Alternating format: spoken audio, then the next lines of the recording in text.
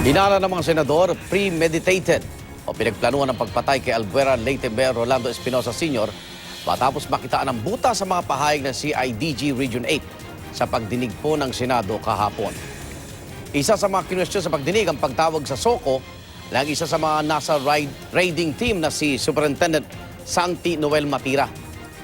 Ito'y bago pa man napatay sina Espinosa at Raul Yap.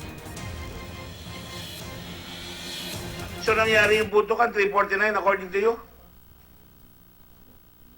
Hindi ko ma-recall, sir, yung oras, sir. Hindi ko kailangan ng recollection mo. Nakalagay sa logbook that you called at 349 asking for SOCO. And you admitted na humingi ka ng SOCO. Yes, 349. Hindi maitatanggihan. Nagsisiguro ka lamang.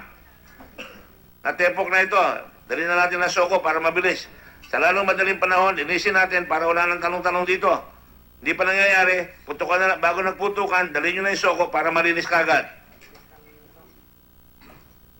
Are you aware of your circumstances right now? Alamin mo.